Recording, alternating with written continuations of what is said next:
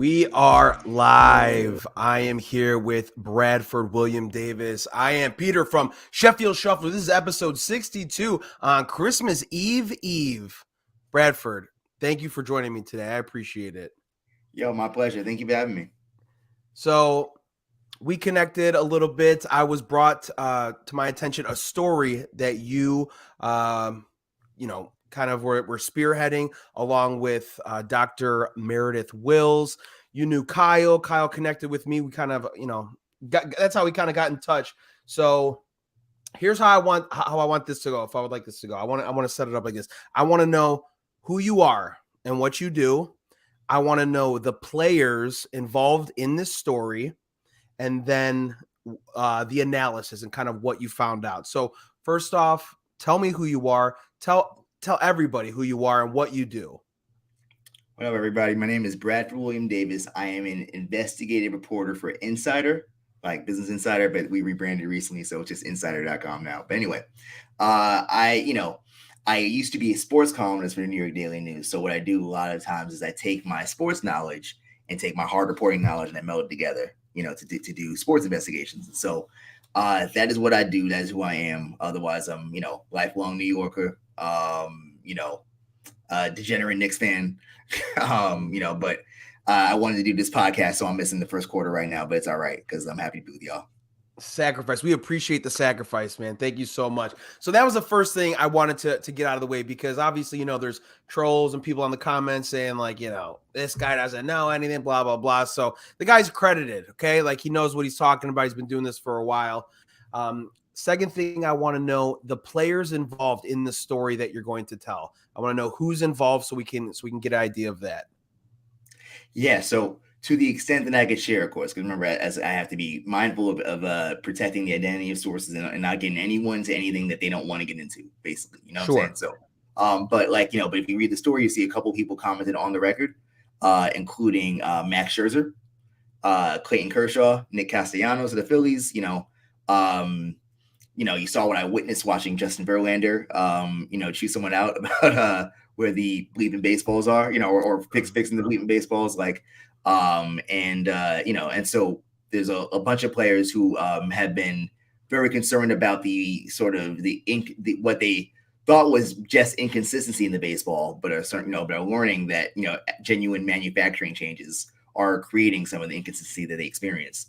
And then probably the sort of most important figure within the story is probably Austin Slater, the outfielder for the San Francisco Giants, because he, attempted to source baseballs our way and got shut down about it. And so, again, we can dig into that soon, but these are some of the players who spoke candidly and very boldly about kind of what they experienced.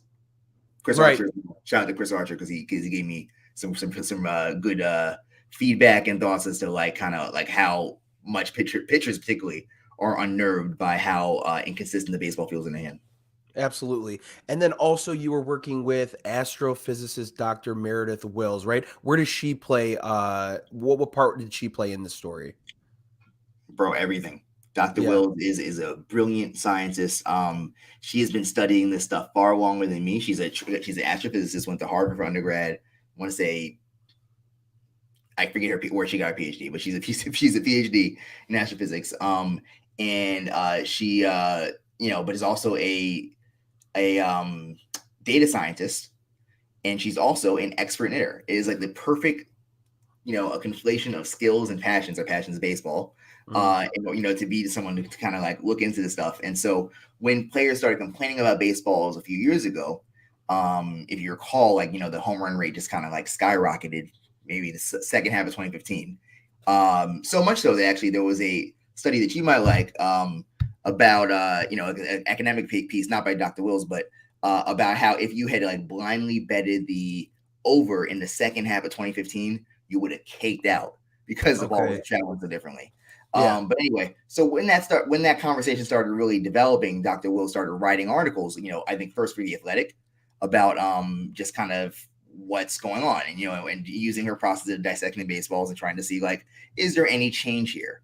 And so what she started to find, was, we're were changes that were differences, but then but soon systematic differences that could potentially explain why why the baseball performance appeared inconsistent in the experience of players and fans.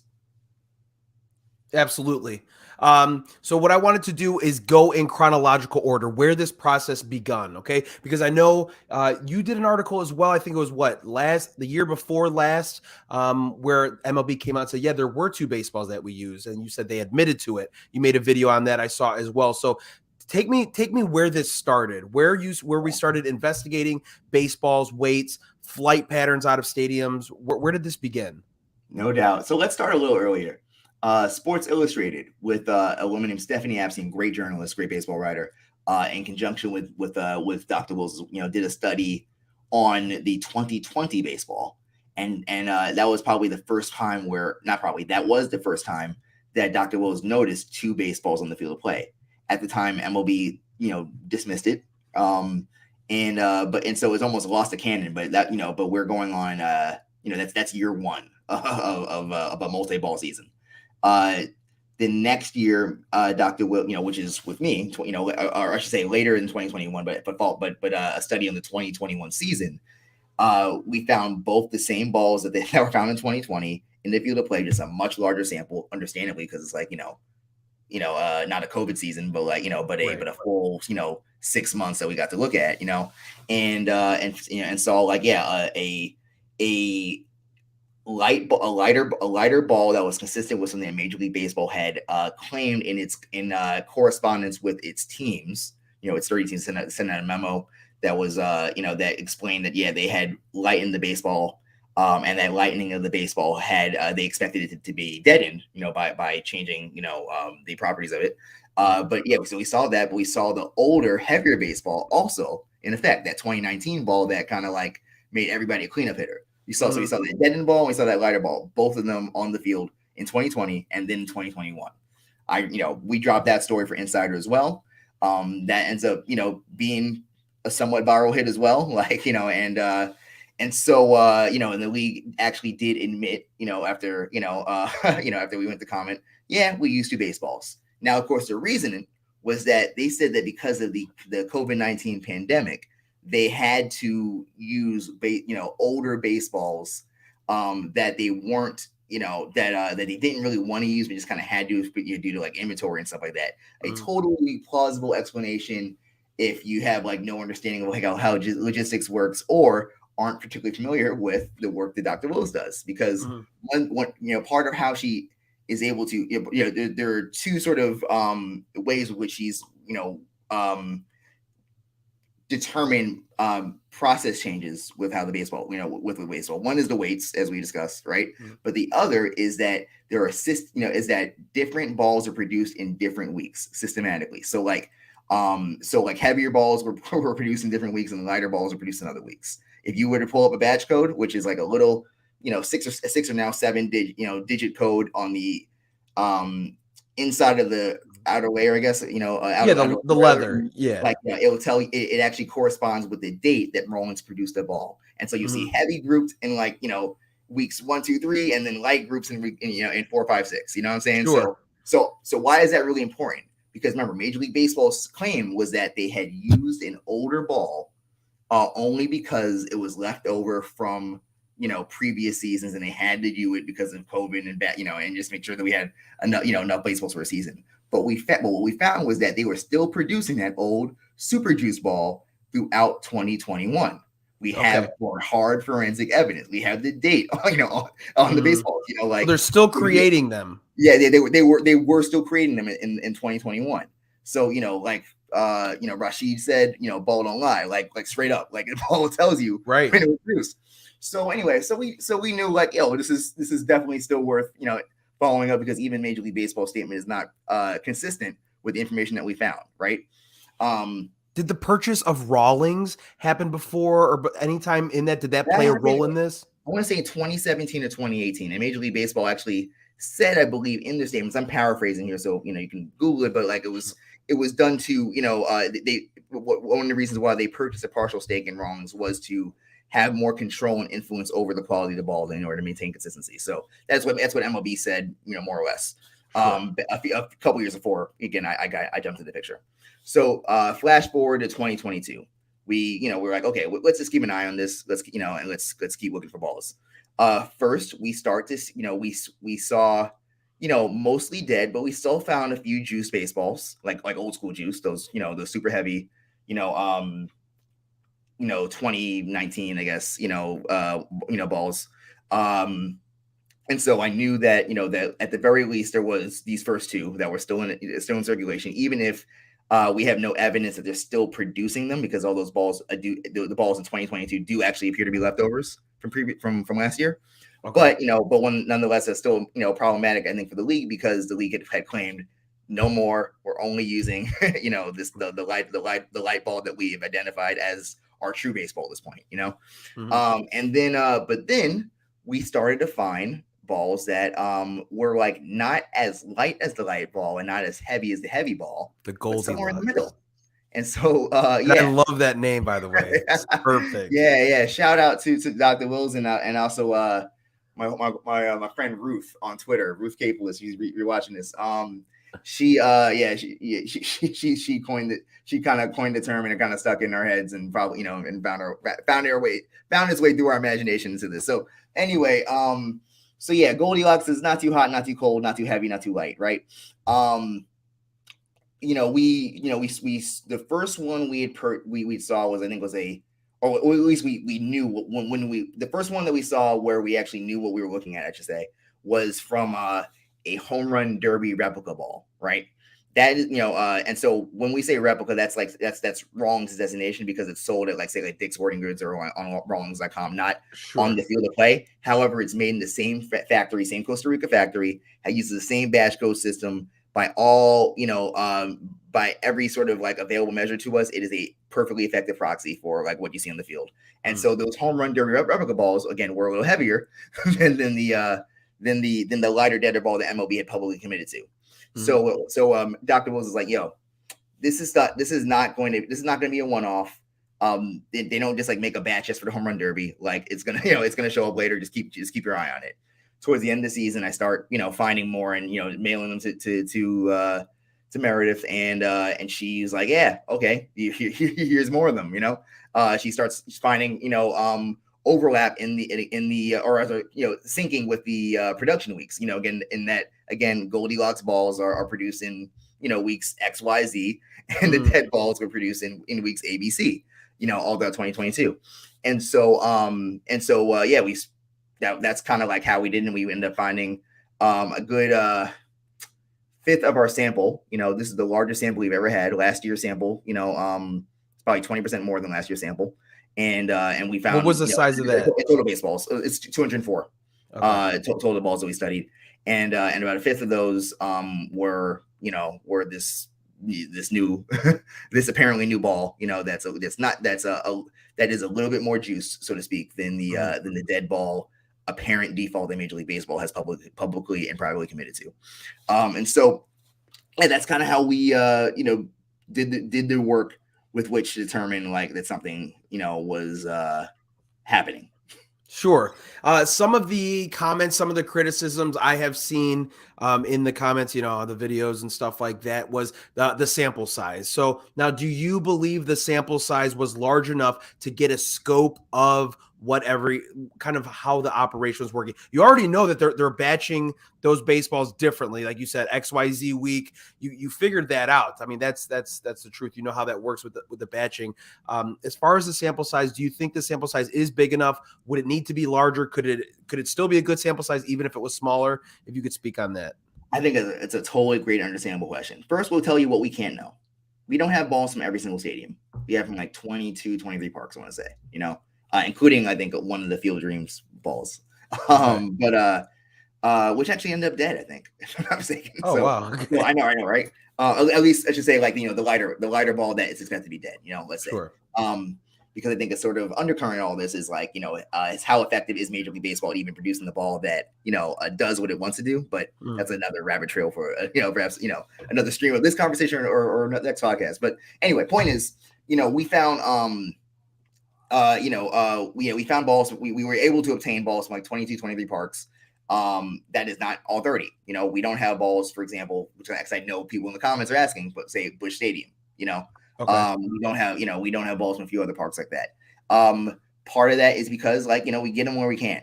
So there is some level of sampling error when you have to just kind of get them from where they're available.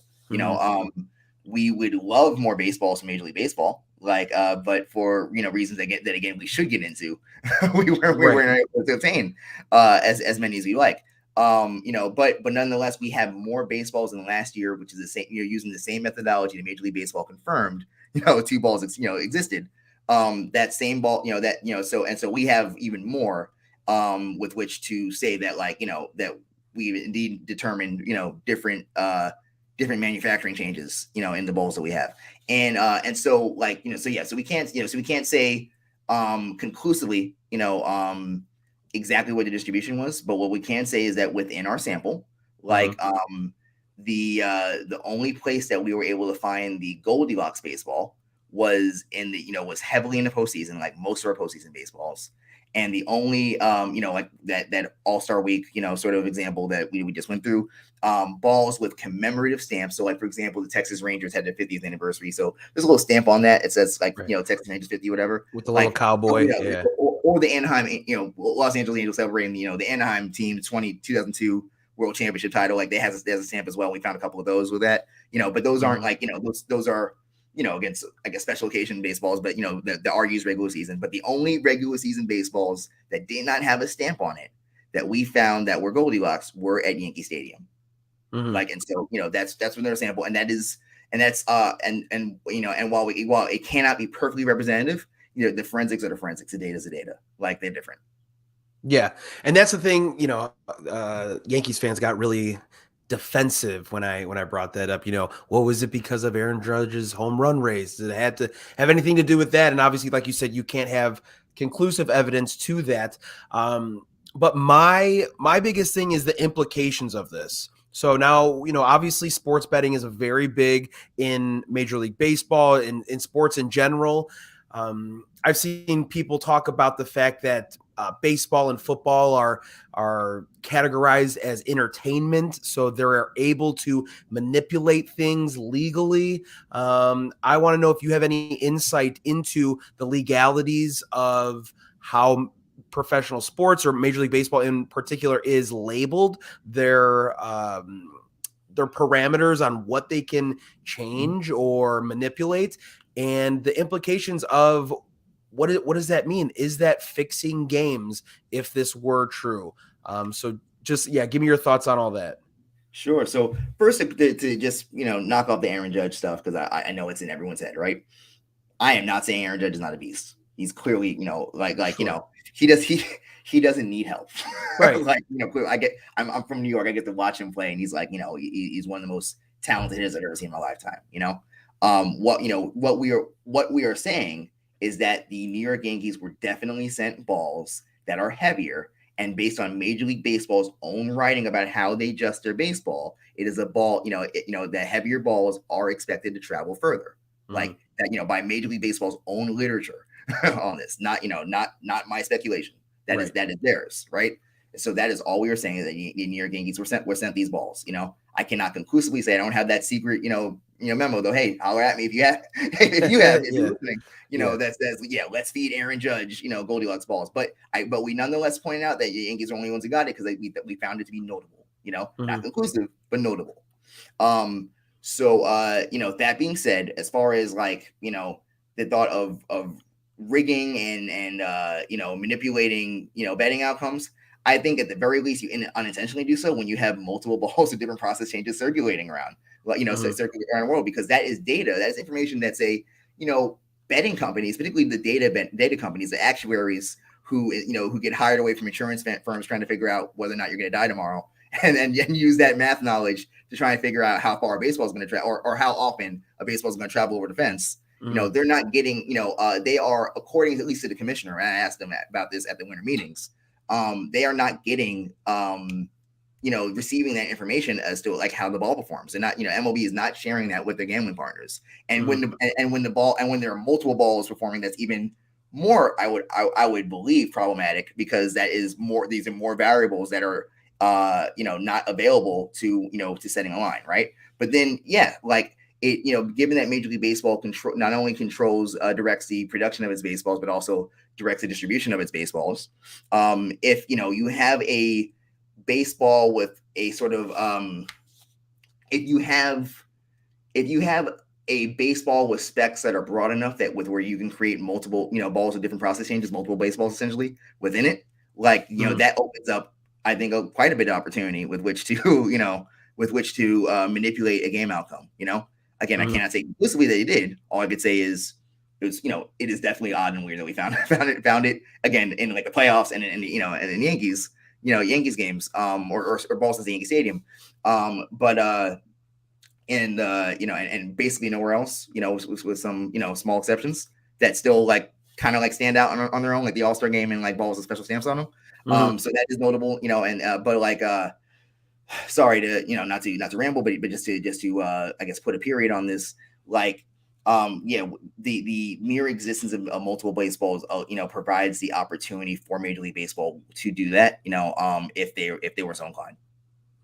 And do you know what the ramifications would be if there was conclusive evidence against that? Because that's what I'm interested in, because that determines how big this could actually be. If it is felony conduct, and this is what I'm not privy on the law necessarily. Maybe you have some insight to it. But if this was proven, what would the ramifications be for Major League Baseball?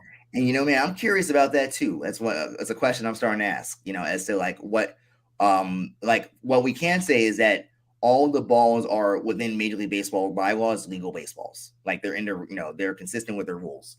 The problem is that the rules are so broad that you can do a whole lot within them.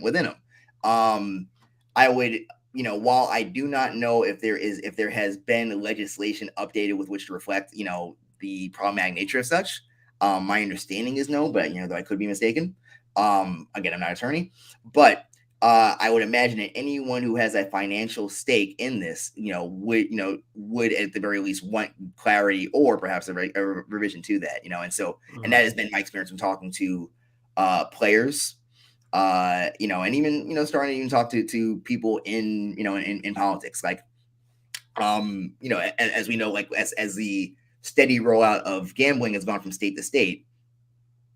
States depend heavily on gambling revenue, like and it being taxed to fund their budgets for next open year. They're earmarking tens or hundreds of millions of dollars in expected gambling revenue every year. When they plan their budgets out. So like I would certainly hope that lawmakers would be concerned about a potential existential crisis in the gambling market, affecting whether or not Jamal gets textbooks. So like that's that is the that's a big part of like what we're of something I'm certainly curious about, and I am starting to and want to continue to have conversations with folks as to what the regulatory options are on this, and if there is any vested interest from financial stakeholders.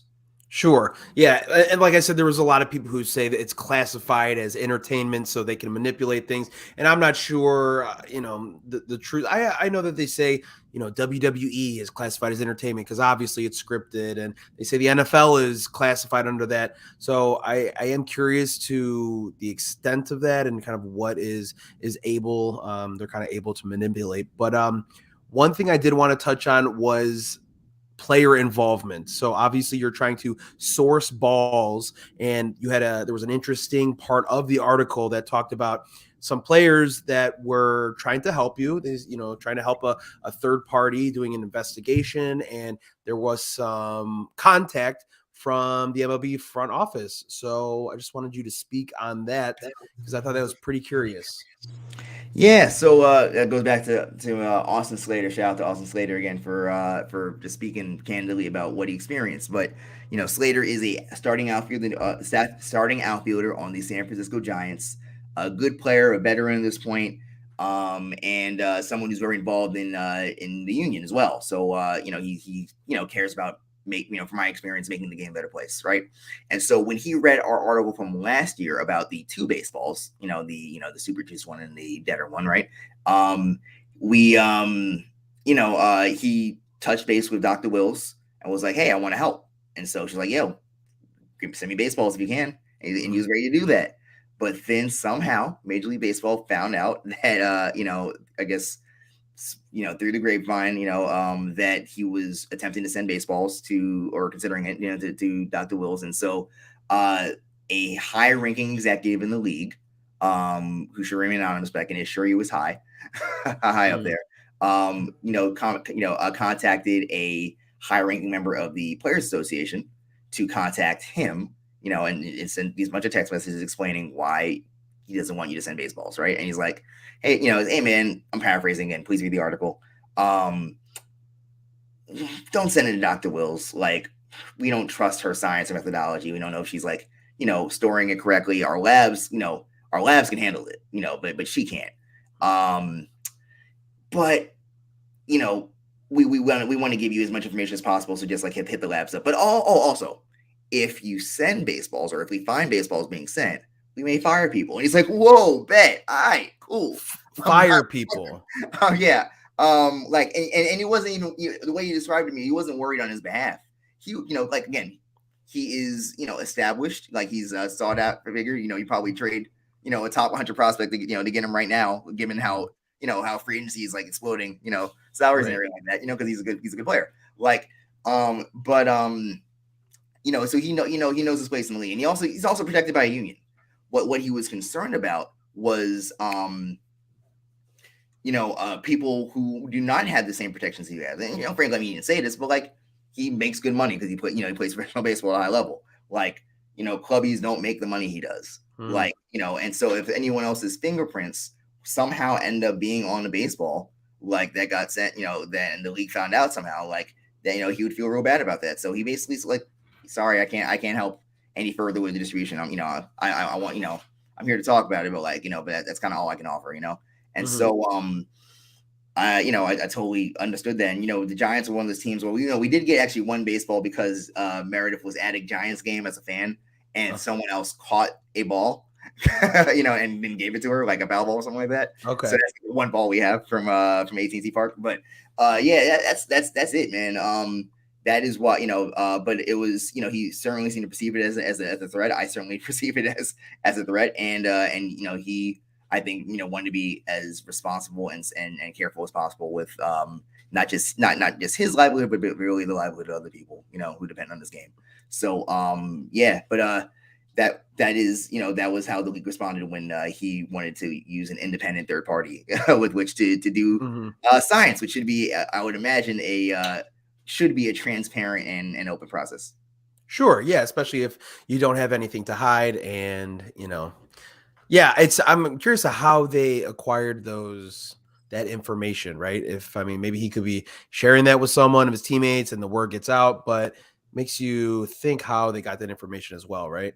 Yeah. I mean, like, I'm not equipped to totally, or figure out the telephone game, but like I could, again, I could be mistaken, but like, I think he just, he tried to do everything the right way, and then he got shut down by it, for sure. For being above board.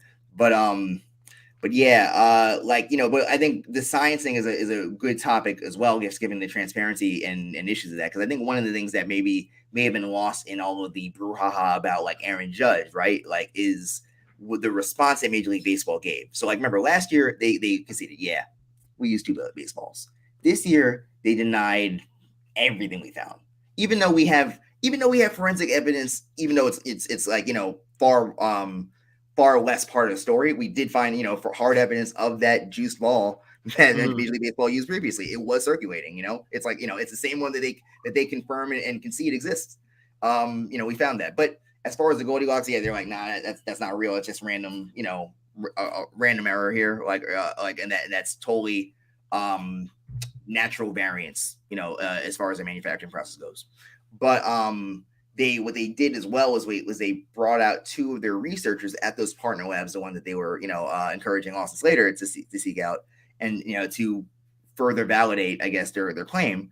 And so they brought in, and so both of them said, based on the research we conducted, I'm paraphrasing again, but the full statements are in the article.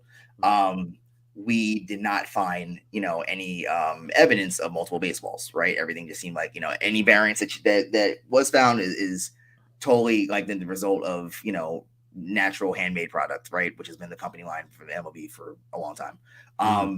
But the statements appeared vague to me, right? So I decided I give them a call. Like they're both researchers, they're both educators.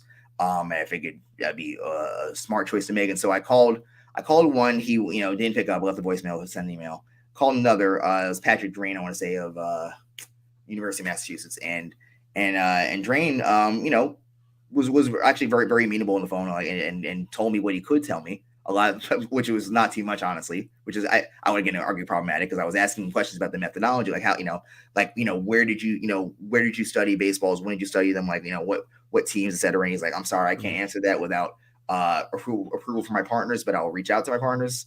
He has not called up with me about that, as what his partner being MLB, to be clear, right? Said about whether or not he could disclose that information. But one thing he did confirm was that they did not study balls in the postseason. That's really important, because half of the Goldilocks baseballs that we found were in the postseason across 4 rounds, multiple parks. And so if you're including the World Series, to be clear, if you're make sure you're catching up here, if you're not studying the same data that we are, I think it makes total sense that you would find a different conclusion. Right. But that's why we need to be transparent about where about what balls and where and all that, and so that we can actually have a principled conversation about this, And so I think it's quite problematic by Major League Baseball to knowing that we studied postseason baseballs, because when I came up to them for comment, I was like, hey, we studied regular season and postseason baseballs. Last year we didn't have any playoff balls. This year we did. We had a bunch of them, And so we let them know that. And despite all that, MLB was like, MLB still had them as, these two people with, fancy and worthy degrees, tell us that that Dr. Wills' data was wrong. Dr. Wills' findings were incorrect, while or I should say, they maybe didn't say that explicitly, but said that their findings were correct, and that and backed up the leak statement, without studying the same stuff that Dr. Wills studied. You can't square that circle. We need to do as closely as possible, study the same amount of things, so that we can actually figure out if the methodology is true or not, the data, and the data makes sense here. But they didn't do that. Yeah, you can't tell me I'm wrong if you're not looking at the same data that I am, right? Right. And so that's not here to throw all these scientists under the bus. I think that the work that he did was probably fine. It was just that the data that they studied wasn't the same. And my understanding was MLB provided data. So so that's on MLB for not giving them the data with which to draw that's as close as possible to what we were working on. And so that's a big issue. If you're going to be partnering with reputable institutions like the University of Massachusetts, the University of Washington, major, with major, doing ostensibly scientific research here, and you're not being forthright, you're arguably being, deceitful, by having people, make assertions based off of information they didn't have. And and kind of putting, hanging them out to dry, rather than just kind of owning it. So I it's definitely a question I have as to what went down with how these studies are conducted. So next thing I wanted to discuss would be what are next steps here? What is the future? What are you guys putting together? If you can disclose anything, because I don't think you guys are done. I think you guys have just scratched the surface and maybe kind of started to uncover some things. And I mean, obviously I don't know you well or at all, but I imagine you got some next steps coming here. If you can divulge any kind of information, let us know what you got coming down the pipe. Gladly. I'll tell you what I can, man. First, we're still open to data from 2022. So again, we don't have every stadium. we would, and so so literally any baseball you got from, particularly any game used baseball or game ready baseball or Mhm. balls hit in batting practice that don't have a stamp that explicitly says practice on it. All of those are like, uh, in Dr. Will's experience tend to be like, fresh balls that were, intended at least for this year or last. Right. So, please, if you have something that you can part with, like, we're with it. Like if you got, so I know everyone's curious about which stadium. So like if you got, which stadium the Cardinals. So if you got like Cardinals game balls, I'd love to see them. Dr. Will certainly would as well. We're looking into possibly, working on, just disclosing a little bit more about some like terms and definitions in that first article, because we use, it's not a white paper, right? So we use some pithy shorthands with which to explain, like, Yankees balls, for example, right? And so like, Mhm. to just go a quick digression on that, right? Like, when we say, we found 11 balls at, balls in Yankees games, we're not, here's what we're talking about. We're talking about any ball that was played at Yankee Stadium, any ball that the Yankees hit during their home batting practice at Yankee Stadium, or balls that the Yankees hit on road BP when they were at Fenway Park or something like that. The reason why that matters is because baseball teams, when they're on the road, tend to bring they do bring balls that were shipped to their home park with them for practice. So Okay. because of that, we can reasonably assume, that any ball, that balls that fit any of those three criteria were sent to Yankee Stadium, Mhm. and same way if we were, looking at Boston, right, it would be like Fenway Park, home BP, road BP, right, and like so that stuff, or the Red Sox on the road, I should say. So like that is that's really important, criteria, and and there are other things like that we want to make it as abundantly clear, to make sure that there are as few misconceptions as possible, given that it's a technical article, right? We want to be like as forthright as possible what we Mhm. can. So so we're getting into that, but otherwise, I mean, like, we want to we want to run it back next year, like we want as many baseballs as possible. Hopefully we get hit 30 for 30, we Yeah. want so again, if you if you had a Cardinals game, a Pirates game, whatever, like, wherever team you play for, if you live in New York like me, and you got, some Mets or Yankees, balls, we'll take them as well. Like, and, anything you can in the upcoming season, send to us. Like, I am very available. Like, I'll give you my email, DM, my DMs, Dr. Wills as well. Like, we want to just have a full and robust and representative a sample as possible. Mhm. We already bumped it up, this year to our highest sample ever. Let's do it. Let's do even more possible. So, so yeah, and then I'm curious about the gambling stuff as I alluded to. I'm already having conversations with again people with financial stakes in a healthy, efficient, and transparent and betting market, Mhm. and maintaining its health. So I'm starting to have those conversations with folks in those sectors, because I think it matters. I think that stuff clearly there's an audience for it. And that and that money is used for important things. It's for roads and for schools, as well as much as degenerate parlays. So like, Right. Yeah.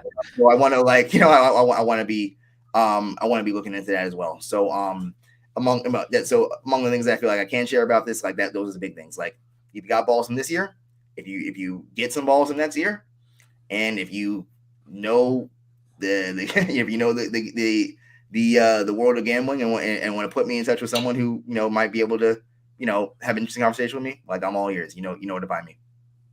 Bradford, thank you for joining me today. I appreciate it. I want you to tell everybody where they can find you. Give your plugs for your Twitter, Instagram, or if they want to send you balls. I want to support you as much as possible because I love this subject matter. I love this game of baseball. So let us know where everyone can find you. As do I, fam. Thank you so much. Your best way, if you're on IG, you can find me at bwd dot, like, period png. That's my IG handle. Like, so, like, BWD are my initials, Bradford William Davis.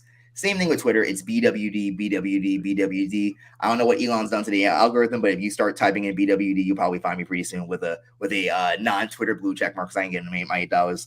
Yeah, And right. then let's see. Yeah, and both of those places DMs are open. Also, you can email me at holler at bwd.nyc.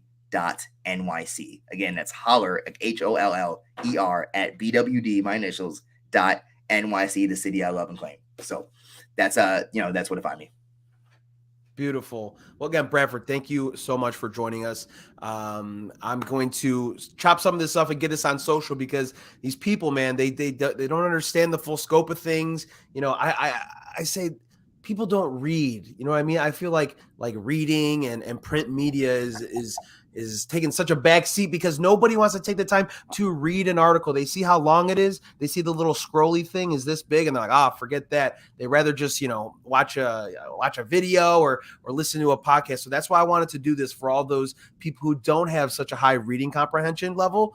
They're able to listen to stuff like this and fully understand kind of what's going on in the scope of this subject. So again, thank you very much. I appreciate it. And then let's get in touch maybe sometime next season and see where you're at. We can get kind of a little bit of an update. Yeah, man. You know where to find me too. So we will definitely stay in touch about all this stuff and more.